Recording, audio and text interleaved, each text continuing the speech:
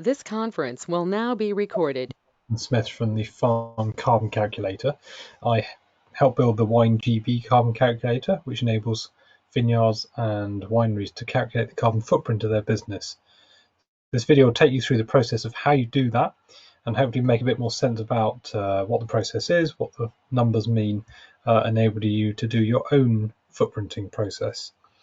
So I'm going to take you through the process now. I'm going to share my screen and I'll take you through the process one by one.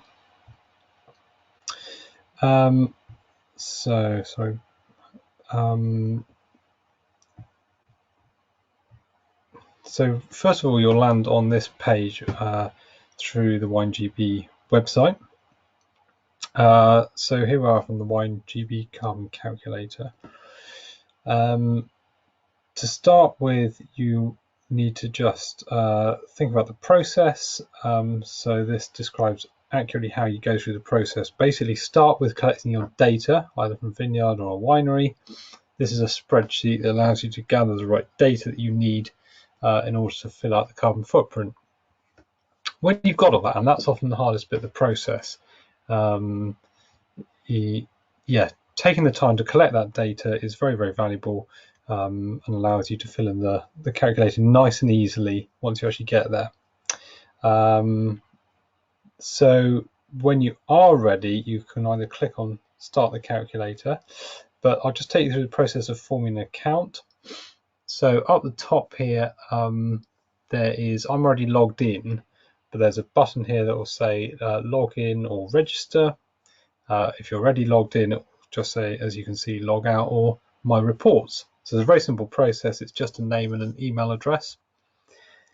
And do put in your SWGB membership number as well as a reference, and that way we can help do some benchmarking data, which will be very, very interesting to enable to compare between different businesses anonymously once there's a good body of data together. So once you've registered, go to either Start Calculator or My Reports. What you'll see here is I've created an account and started to add a couple of reports.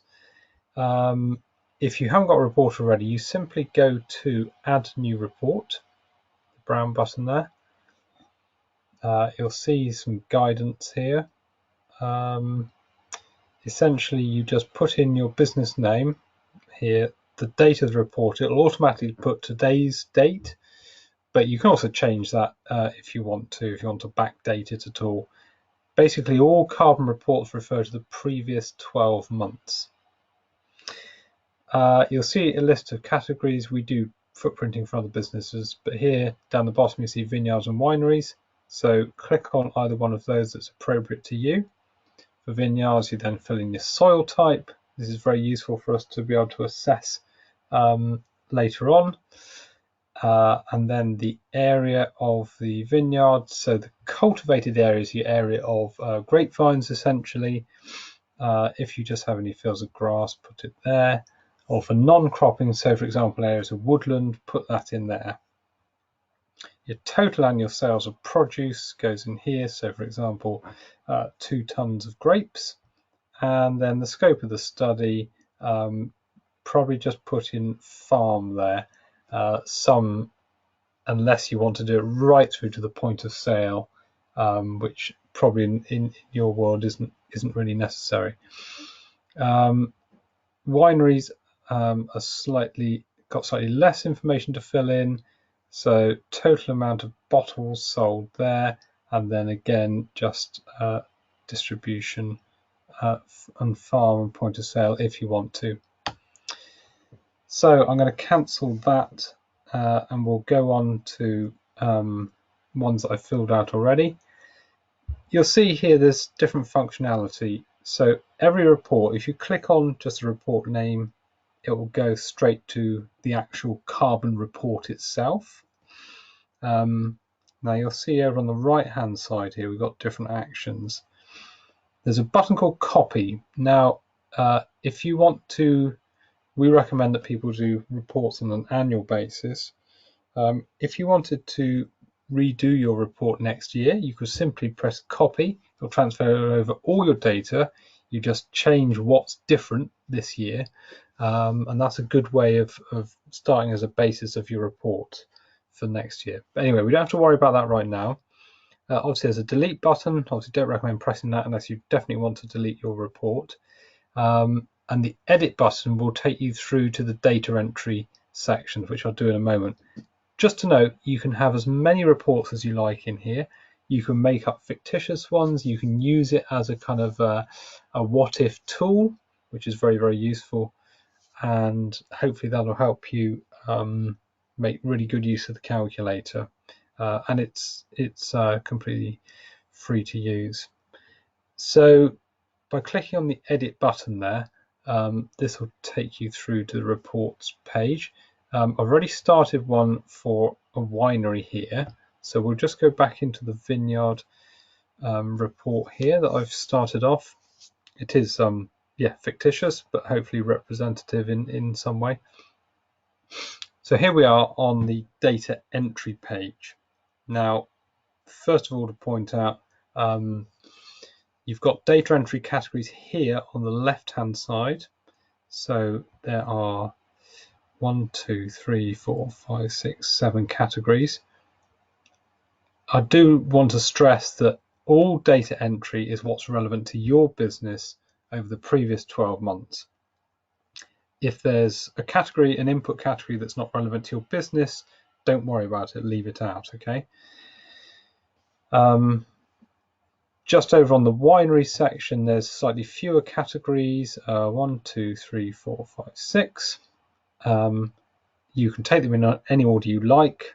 I suggest just going down in sort of order like that. That's probably the easiest way to do it. In terms of navigation, just to note that My Reports takes you back to that My Report repository that we just saw. View Report is the actual carbon report when you finish this, but we'll go there after we've been through the process of entering data. So as you can see, I've already entered data, but just to show you how it works.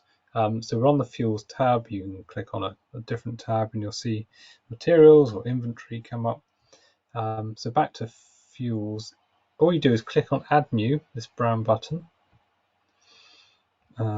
One click there and it will come up with a drop down menu.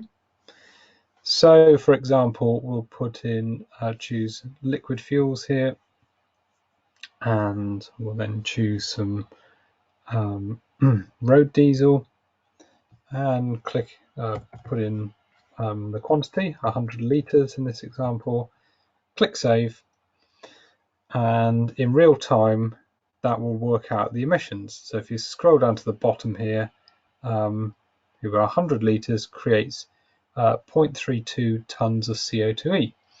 So it's immediately told you that. If you need to change it, just click the edit button. You can go and edit it. If you want to delete it, just click delete. So once you've entered all your data, you can see here that you get some interesting data coming out. Down on the table here, it will tell you exactly what you've entered, the quantity and the emissions associated. All the emissions are in tons of CO2e, carbon dioxide equivalent. That's because there are some emissions that are nitrous oxide, but mostly for vineyards and wineries, it's all CO2.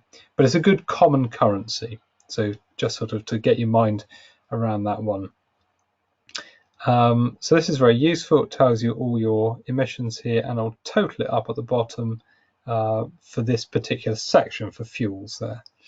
There's actually an offset in here, and this is because I've simulated having some solar panels on the roof of the winery, and that's actually creating an offset in a way, because that electricity is fed into the grid, and that's offsetting electricity produced by partly fossil fuels. So you get a kind of a carbon credit for that there, which is very good. And you'll see all of this is also reflected in percentage terms here in this pie chart. If you click on that, it'll tell you what that particular emission is.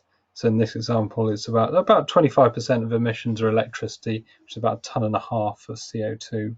So again, you can see immediately all your different emissions here, and it really starts to give you a very good picture of where the carbon footprint is in your business. Exactly the same on the vineyard side. I put in different figures, but the same principles apply. Just going down the list, materials is anything that you might use either in the vineyard or in the winery. This could be aggregates, metals, wood, plastics, anything you use on an annual basis. Inventory is for capital items. Now this is the only example of something where you would it's everything that is under 10 years old in your business. So this might be, for example, buildings or tractors or something, a large project, for example, when you install trellis work for your vineyard, if you're establishing vines for the first time. So essentially this depreciates it over 10 years, which is a very useful function. So just to show you what we've got here, I've entered in a tractor. You'll see that, so effectively this is 1/10 of the emissions of the creation of that tractor. This little Kubota, so there we are, it's about 1.5 tons, and you're going to pay that off effectively, in inverted commas, over 10 years. So that takes account of that. This will actually automatically come up in your next year's report as well, which is the handy bit about the inventory. So once you've entered it once, it's in there. Just scrolling down, there's also a function where you can effectively create add some material to one particular item. So this, for example, is new trellis work where we've got metal posts and fencing wire all combined. So you could do the same for a building or a particular piece of machinery or something like that. At the bottom here is an archive. So what I've archived here is an old tractor, and what it shows is that anything over 10 years old actually has paid off its carbon footprint, sort of carbon debt, if you like. You can either put that in or not, it's up to you, but it's just to show the importance of the principle of essentially keeping old machinery and buildings going, because there's a huge amount of embodied energy in them. So exactly the same principle over in the winery. I put in some different things. For example, we've got a van here, which is making up a lot of the emissions of the inventory. But you can enter all sorts of data in here, and it can be quite illuminating actually. Waste accounts for all your waste and recycling going on from the business. Obviously all businesses have that. Again, recycling is actually often creates a carbon credit, and that is reflected here, which is a very positive thing. So account for all your waste there. Distribution, in this example, I've covered the distribution to get the grapes from a vineyard over to the winery, so we account for those that haulage cost. If your scope was to take it to the end customer, you'd also here scope out your delivery of wine bottles through to a warehouse, or indeed a shop, or even to someone's home.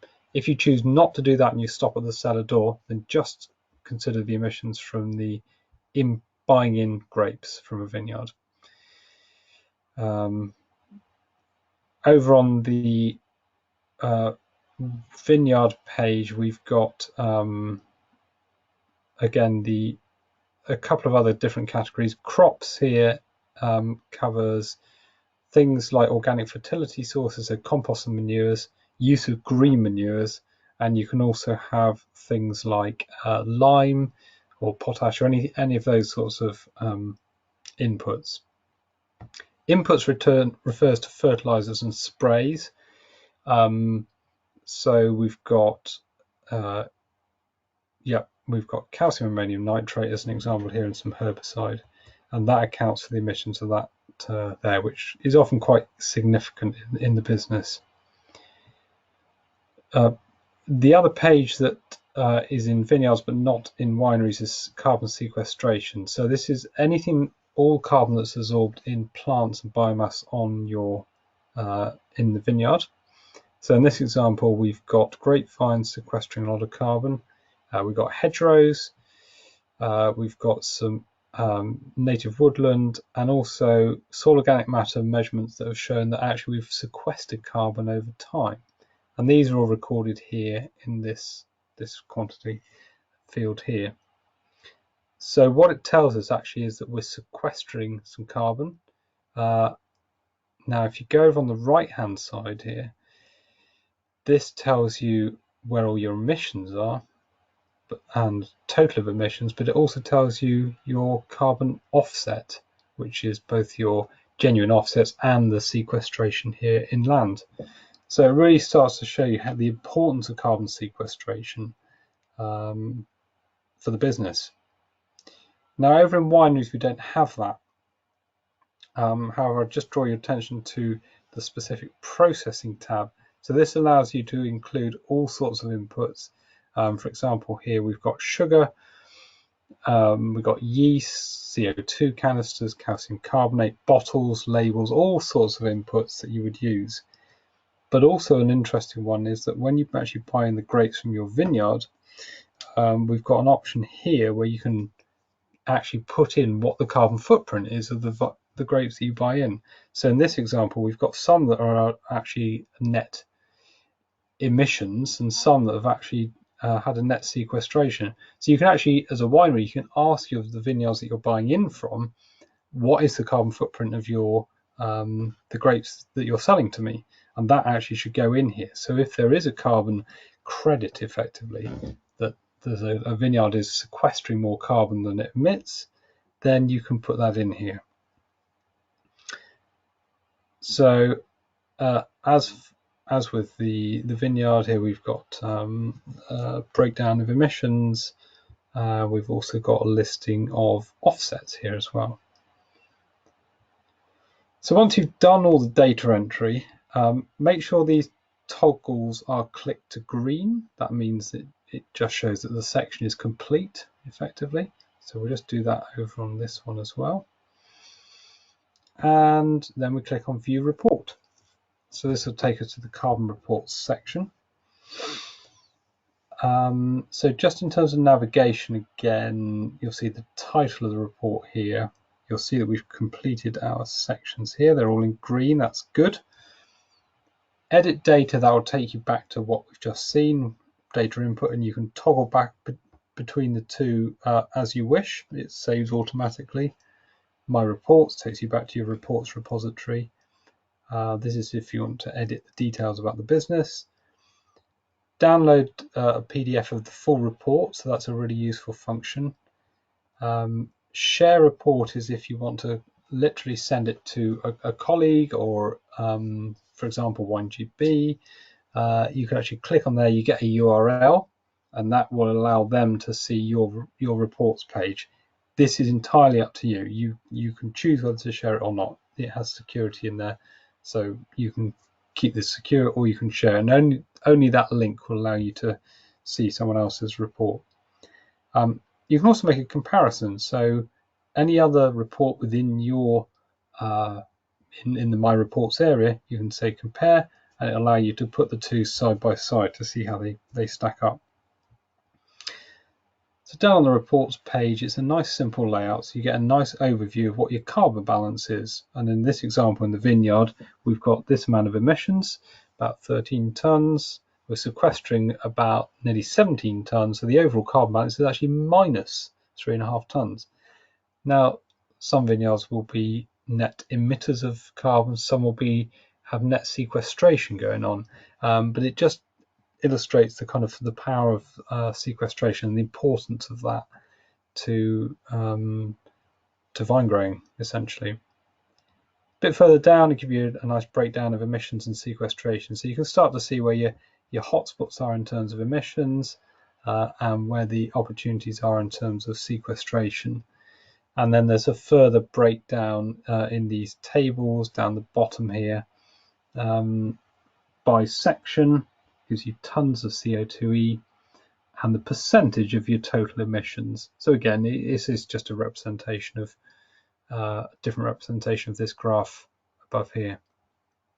On the sequestration side, same thing down here.